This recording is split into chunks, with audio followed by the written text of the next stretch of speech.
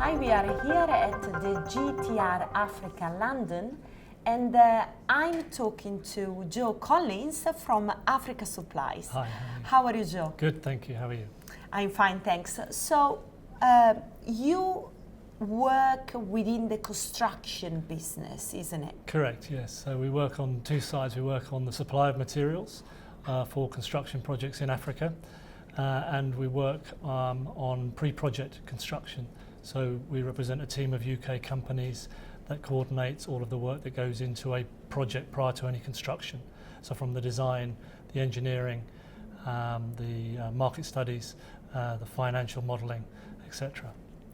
And whereabout are your operations mainly focused on within Africa? So we're represented in 26 countries in Africa, but for us the largest markets are Nigeria, Kenya, Ethiopia and Tanzania. And do you build big projects? So we will generally work on the supply side for large projects, so mostly on residential housing. So project sizes anywhere from sort of 10 to 20 houses up into the thousands, and on the lower cost housing projects into tens of thousands, yes. How have you seen the market changing over the last years? Well, we saw a real growth boom for a period of 10 years, probably from 2005 to 2014-15.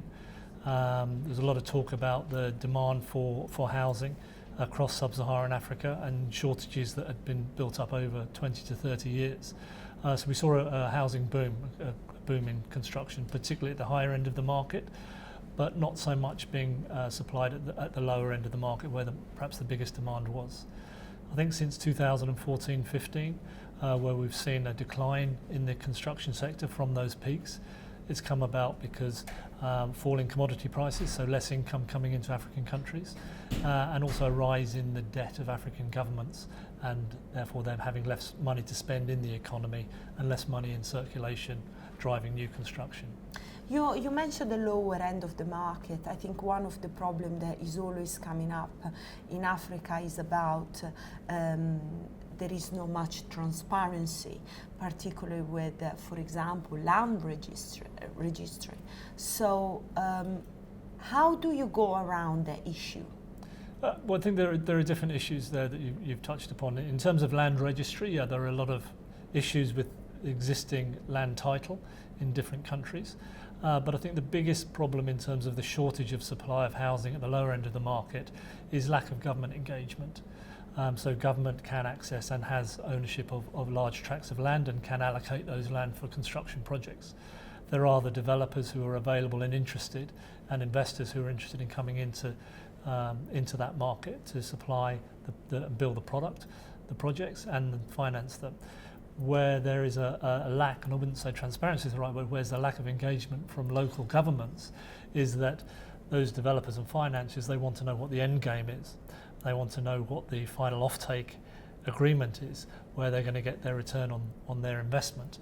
And they don't want to have 1,000 or 10,000 mortgagees in a market whilst they're prepared to pay to support the project with the finance over a period of time.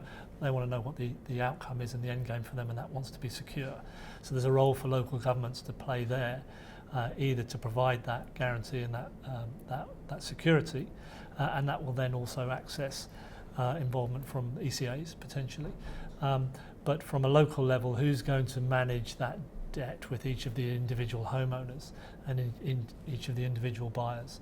It seems at the moment the banks in Africa aren't quite set up to do that, and there's perhaps a role for government to play, and if that were able to happen, then that would massively increase the amount of housing that came into supply in the markets.